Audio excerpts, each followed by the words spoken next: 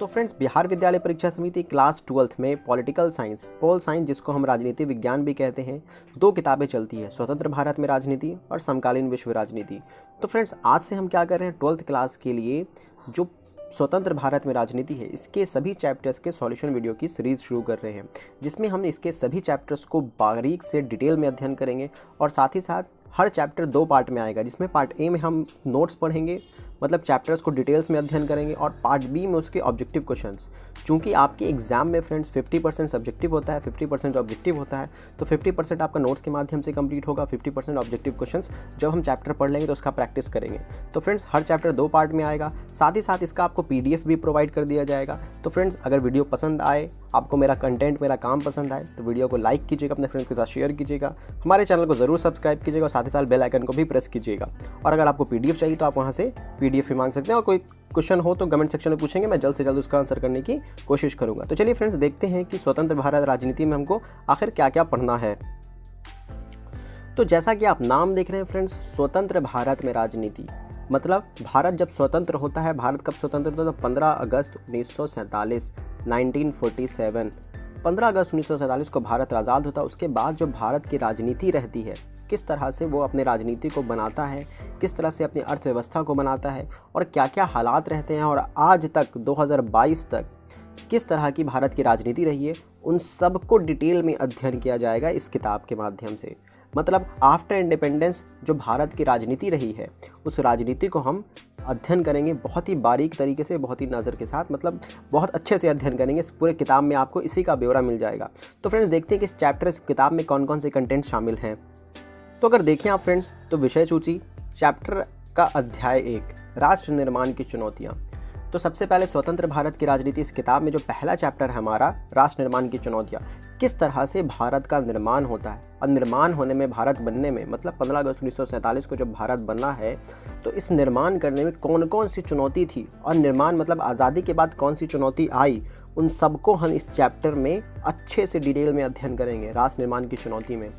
अगर आप इसी तरह से सेकेंड चैप्टर देखें फ्रेंड्स, तो एक दल के प्रभुत्व का दौर, तो इसमें आप जानते हैं फ्रेंड्स कि आज़ादी के लगभग आज 75 साल हो चुके हैं। 75 साल में लगभग 60 सालों तक एक पार्टी कांग्रेस ने राज किया है। किसने किया है? कांग्रेस की सरकार रही है, कांग्रेस ने शासन किया है। तो ये जो एक अच्छा खासा वक्फा हो जाता है 60 साल का, तो 60 साल में कांग्रेस की किस तरह से राजनीति रही, किस तरह से उसने उतार चढ़ाव को देखा, तो इस पूरे चैप्टर में हम बेसिकली एक दल के प्रभुत्व के दौर को देखेंगे। मतलब मेनली हम कांग्रेस के बारे में पढ़ेंगे, और कांग्रेस के अलावा जो पॉलिटिकल पार्टीज़ हैं, जो भी इसके अलावा और भी पॉलिटिकल पार्टीज़ हैं, उसके बारे में हम डिटेल्स में अध्ययन करेंगे। जैसे अभी बीजेपी शासन में, तो बीजेपी का कैसे अस्तित्व में आई, जनता पार्टी थी पहले, ये फिर डाइवर्जन होने के बाद बीजेपी बन जाती है। तो जो भी बात है इसमें हम डिटेल में अध्ययन करेंगे। यही देखें आप, जो तीसरा चैप्टर है हमारा, नियोजित विकास की राजनीति, मतलब भारत में जब आज़ादी हुई, भारत जब राष्ट्र निर्माण की चुनौती, भारत का राष्ट्र निर्माण हुआ, राष्ट्र निर्माण के बाद उसकी जो चुनौतियां थी, उस चुनौती के बाद जब उससे पार लेता है भारत, तो उसके बाद क्या होता है कि भारत अपनी नियोजित, मतलब भारत डिसाइड करता है कि अब हम क्या करेंगे, हर 5 साल के लिए प्लानिंग करेंगे और उसको अचीव करने की कोशिश करेंगे। मतलब भारत अपनी आर्थिक व्यवस्था को सुधारने के लिए और समाज कल्याण करने के लिए आगे बढ़ता है। तो इस कल्याण में वो जो प्लानिंग करता है, उसी की राजनीति को हम समझेंगे कि भारत ने क्या किया, प्लानिंग कमीशन को बनाया। प्लानिंग कमीशन के अकॉर्डिंग हर 5 साल की वो नीति बनाता था और हर साल उसको अचीव करने की कोशिश करता था। तो इस चैप्टर में हमको वो बातें पढ़नी है। अगर आगे आप देखें तो जो तीसरा चौथा चैप्टर है हमारा, भारत के विदेश संबंध। तो फर्स्ट चैप्टर में हमने भारत की चुनौतियों को देख लिया, राष्ट्र निर्माण की चुनौतियाँ। दूसरे में पढ़ लिया हमने कि कांग्रेस जो इतने साल तक शासन करती है, उसका क्या उतार चढ़ाव रहता है। तीसरे चैप्टर में हमने देख लिया आर्थिक विकास में दौड़ने के लिए भारत जो तैयार करता है अपने आप को, वो किस तरह से अपनी अर्थव्यवस्था को बनाने की कोशिश करता है, किस तरह से अपनी अर्थव्यवस्था के आगे वो दौड़ता है। चौथे में देखते हैं कि जब इंटरनल मैटर सब सुलट लेता है, मतलब सारा इंटरनल मैटर को सॉल्व कर लेता है, तो भारत का विदेश संबंध, भारत का श्रीलंका के साथ कैसा संबंध है, भारत का अफगानिस्तान के साथ कैसा संबंध है, भारत का पाकिस्तान के साथ कैसा संबंध है, भारत का म्यांमार के साथ कैसा संबंध है। तो ये सारी भारत की विदेश नीति, विदेश संबंध, जिसमें हम रशिया के बारे में भी पढ़ेंगे, अमेरिका के बारे में भी पढ़ेंगे कि भारत का इन सब के साथ कैसा संबंध रहता है। पांचवा जो चैप्टर है हमारा फ्रेंड्स, कांग्रेस प्रणाली।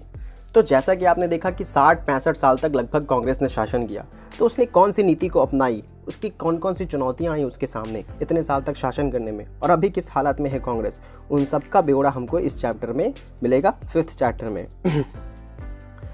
अब अगर 6th चैप्टर की बात करें, लोकतांत्रिक व्यवस्था में संकट,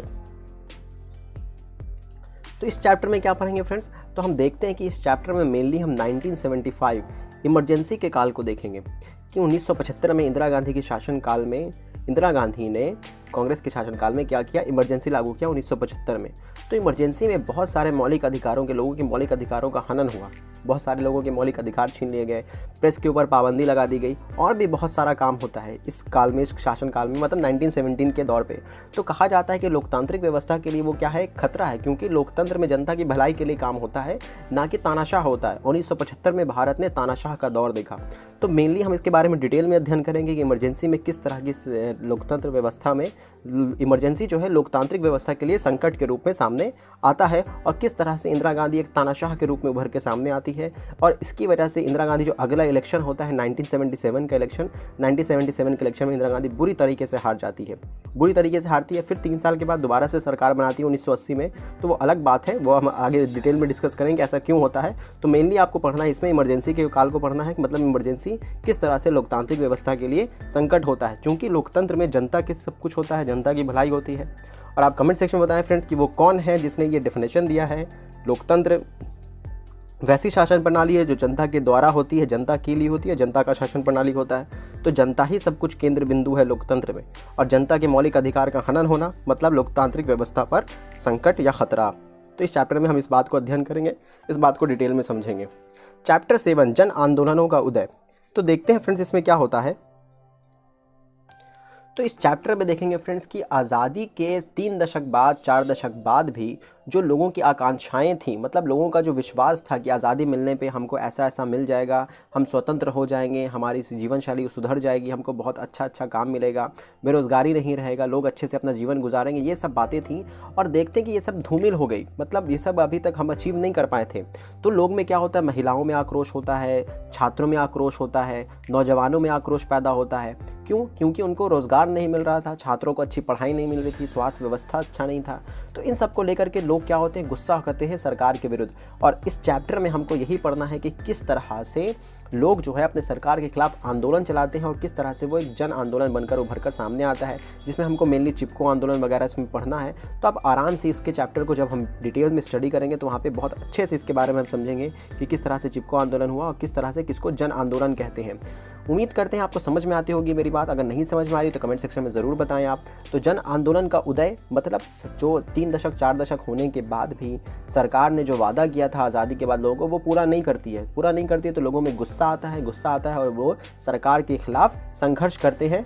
तो उसी को हम इस चैप्टर में पढ़ेंगे कि किस तरह से वो संघर्ष वगैरह करते हैं। 8वां चैप्टर है हमारा क्षेत्रीय आकांक्षाएं। तो क्षेत्रीय आकांक्षाएं, इस चैप्टर में हमको ये पढ़ना है फ्रेंड्स कि जब भारत आज़ाद हुआ, और भारत आज़ाद होने के बाद भारत में लगभग 14 राज्य थे और लगभग 6 केंद्र शासित प्रदेश थे।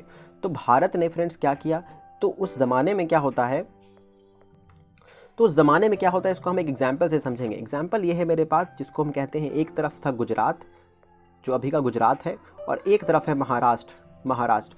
ये दोनों पहले एक राज्य हुआ करता था। तो धीरे धीरे क्या होता है फ्रेंड्स, तो देखेंगे आप कि इस राज्य में, एक राज्य में 2 तरह के लोग, एक गुजराती बोलने वाले और एक मराठी बोलने वाले, और दोनों को एक साथ इंक्लूड करके रखा गया। लेकिन यहाँ पे क्या होता है, दोनों के बीच में फूट पड़ता है और गुजराती लोग अपने कल्चर के अकॉर्डिंग अपना एक अलग राष्ट्र चाहते हैं और अपनी स्वयता की मांग करते हैं कि हमको मेरे राज्य पर मेरा अधिकार होना चाहिए और गुजराती कल्चर का इम्पैक्ट होना चाहिए, जबकि मराठी कहता है मेरा इम्पैक्ट होना चाहिए। तो दोनों चाहते हैं कि दोनों अलग अलग अपने अपने कल्चर को बना करके रखें, अपने अपने लैंग्वेज को बना करके रखें।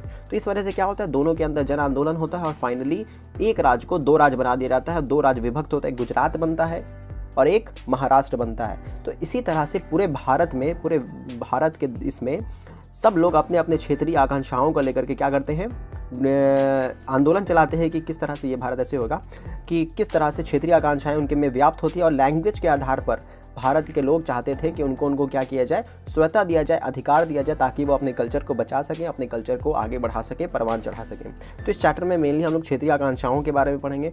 और ये जो हमारा लास्ट चैप्टर है, भारतीय राजनीति नए बदलाव, तो भारत की राजनीति में किस तरह से नए बदलाव आते हैं, जो पहले के ज़माने में भारतीय राजनीति का स्वरूप था वो और अभी के ज़माने में जो भारतीय राजनीति का स्वरूप है उसमें बहुत ज़्यादा डिफरेंस देखने को मिलता है। जो पहले की राजनीति थी उसमें सभी विरोधी पार्टियों को एक जगह समेट करके एक साथ आगे बढ़ने का कल्चर था, जबकि ऐसा अब देखने को नहीं मिलता है। जितनी पार्टियाँ होती है और विरोध उत्पन्न होता है तो उतना ज़्यादा डाइवर्जन और दोनों में बंटवारा क्रिएट होता है। तो इस तरह से मैंने आज के फ्रेंड्स इस चैप्टर में, इस वीडियो में आपको डिटेल में समझा दिया कि आपको पॉलिटिकल साइंस में भारत की स्वतंत्र भारत में राजनीति में कौन कौन से चैप्टर पढ़ने हैं और चैप्टर में क्या क्या पढ़ना है, डिटेल में डिस्कस किया आज के इस वीडियो में। अगर वीडियो आपको पसंद आया हो तो वीडियो को लाइक कीजिएगा। अगले वीडियो में हम बात करेंगे फ्रेंड्स राष्ट्र निर्माण की चुनौतियों को और डिटेल में अध्ययन करेंगे राष्ट्र निर्माण की चुनौतियों को।